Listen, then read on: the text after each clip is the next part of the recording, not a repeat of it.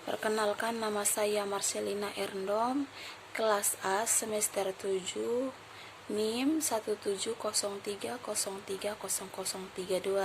Pada mata kuliah kali ini yaitu mata kuliah Sosiologi Terapan yang membahas tentang kesenjangan digital, teori dari kesenjangan digital, serta reproduksi dan konfigurasi ulang ketidaksetaraan.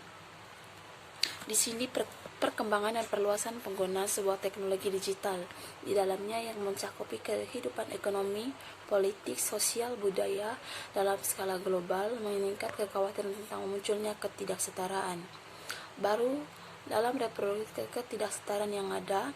Perkembangan ini adalah bagian dari perubahan sosial yang cepat yang mengantarkan informasi dari jaringan masyarakat. Beberapa komentator membantah bahwa kapitalisme informasi global yang mendasar suatu informasi dan jaringan masyarakat menghasilkan semakin terfragmentasi dan tidak setara masyarakat. Robbins dan Westberg pada tahun 1999.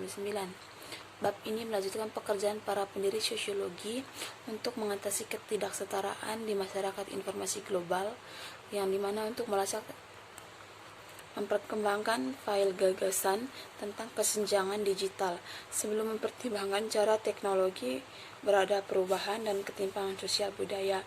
Ini kemudian membahas berbagai digital kapitalisme informasi global dan pembentukan ketidaksetaraan baru. Ini diikuti dengan kesimpulan. Yang pertama itu teknologi digital, hubungan sosial dan kesenjangan digital. Sebuah aspek yang membedakan teknologi digital adalah bahwa itu merupakan artefak dan media komunikasi yang disebut dengan Silverlight One dan Hirsch. Artikulasi ganda ini penting untuk memilih ketimpangan di masyarakat jaringan yang diaktifkan secara digital. Ini penting untuk menilai suatu ketimpangan di masyarakat jaringan yang diaktifkan secara digital. Ini bukan hanya penataan jaringan teknologi dan kemampuan untuk mengakses dan menggunakan dan memberi kontribusi faktor ketidaksetaraan, tetapi juga menyediakan akses ke informasi dan ranah publik yang merupakan sumber daya utama dalam masyarakat informasi. Secara keseluruhan, istilah pentingnya teknologi terletak pada cara adalah tertanam dalam hubungan produksi, dalam arus informasi, dan caranya mendukung partisipasi. Masuk pada meletakkan teknologi dalam dinamika sosial budaya, perubahan dan pembentukan sosial. Untuk teknologi mengatasi cara di mana teknologi tertanam dalam hubungan sosial. Ia berpendapat bahwa teknologi adalah bentuk sebuah faktor sosial seperti masalah ekonomi dan hubungan gender. Cara teknologi menjadi makna dalam hubungan sosial adalah melalui budaya di dalam reproduksi dan dikonsumsi. Misalnya berpendapat bahwa teknologi mengekspresikan visi sosial yang tertanam, dan ini melibatkan kitab yang disebut Marx sebagai bentuk kehidupan, termasuk politik, sosial, dan aspek simbolik kehidupan sosial. Ia memiliki dimensi hukum. Ia memiliki sejarah, memerlukan satu set hubungan sosial, dan itu memiliki arti. Masuk pada menempatkan dinamika kesenjangan digital dan global kapitalisme internasional. Inovasi teknologi digital bersamaan dengan globalisasi, neoliberalisme dan konsumerisme sedang menghasilkan transformasi sosial mengantarkan apa yang oleh beberapa komentator disebut sebagai masyarakat informasi atau masyarakat jaringan. Dalam perubahan jaringan dan masyarakat informasi, ada konstitutivitas dalam perekonomian ini masih berdasarkan kapitalisme.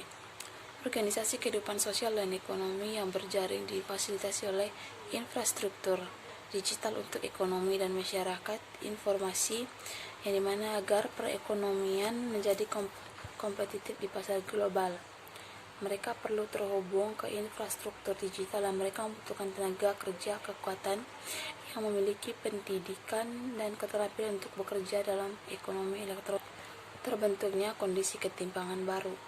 Ingat konteks ketidaksetaraan jenjang, perluasan divisi pembagian digital adalah salah satu yang membahas aspek multidimensi ketidaksetaraan di era digital. Pendekatan multidimensi mencakupi dinamika posisi sosial ekonomi, lokasi geografis, etnis dan bahasa, serta kapasitas pendidikan dan literasi digital. Ini dinamika semakin rumit. Ini tingkat global di mana internet lebih rendah, di mana penetrasi di negara berkembang. Meskipun ini bisa tidak merata dalam negara-negara ini, dikomunikasikan dengan perubahan secara berbasis internet, paradigma teknologi, dan mengharuskan negara-negara yang kurang berkembang harus melakukan mengguli daya bagi individu yang memungkinkan mereka bersaing untuk memasuki pasar tenaga kerja, yang dimana untuk terlibat dalam politik, budaya, dan pendidikan, dan untuk berpartisipasi dalam kehidupan sosial. Itu hanya satu sumber antara lain dan tidak dapat digunakan tanpa sumber daya seperti pendidikan, bahasa, dan keterampilan menulis, dan sosial ekonomi yang baik. Kondisi keadaan umum kehidupan seseorang adalah prasyarat untuk dapat memanfaatkan potensi teknologi digital, sebab seperti makanan yang baik, air, transportasi, dan utilitas umum, dan kebersihan adalah latar belakang untuk memanfaatkan internet sepenuhnya. Meskipun demikian, mengingat layanan digital adalah sarana produksi dan partisipasi, kebutuhan untuk terhubung nyata dan signifikan, keberadaan terputus dari laban digital mendorong ke dalam pengecualian dan kemiskinan. Risiko ini berinteraksi dengan divisi sosial yang ada seperti status sosial, ekonomi, latar belakang, jenis kelamin, usia etnis, tingkat pendidikan, lokasi geografis, dan budaya sosial. Konfigurasi ini dalam masyarakat berbasis pasar yang individual dan ikatan lemah dan koneksi, di mana kondisi umum dari kesenjangan digital adalah ketidaksamaan dan ketidakpastian bagi banyak orang.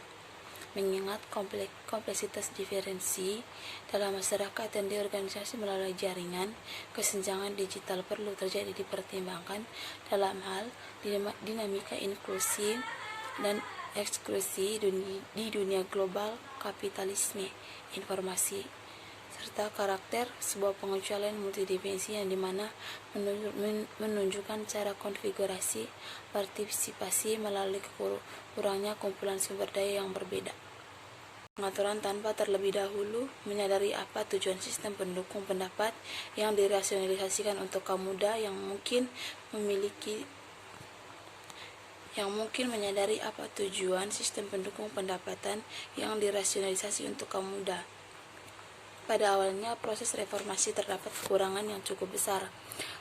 Kejelasan tentang tujuan izin sekunder dan tersier yang ada atau TEAS misalnya dipandang oleh berbagai orang sebagai top up dukungan orang tua cukup berbeda dengan tujuan UBI untuk anak-anak muda pada usia yang sama. Orang tua tidak diharapkan untuk mendukung mereka yang menganggur, tapi reformasi pembayaran atau tunjangan pendapatan sedang dipertimbangkan.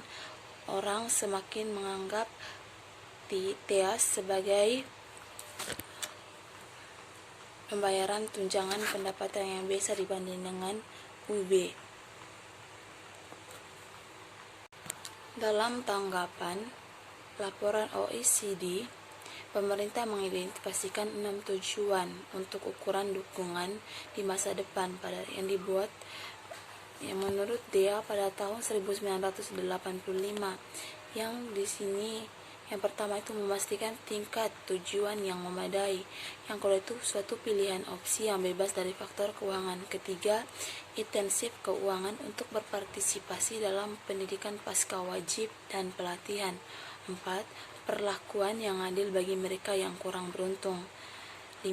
Pengakuan atas peningkatan kedewasaan dan kemandirian. 6. Pentingnya pendidikan dan pelatihan sebagai masyarakat, yang dimana model atau pilihan Wilenski tahun 1983 didasarkan pada seperangkat prinsip yang berkontribusi untuk menentukan apa yang akan terjadi. Mereka semakin sempit dalam cakupan dan dimensi sedikit mahal, yang di sini di bawah mode umum. Diperkirakan biaya yang banyak. Tunjangan remaja akan dibayarkan kepada semua orang muda yang berusia 15-19 tahun yang tidak bekerja penuh waktu untuk memberikan mereka dasar keuangan dari mana mereka bisa menjalani pelatihan atau suatu pendidikan lebih lanjut.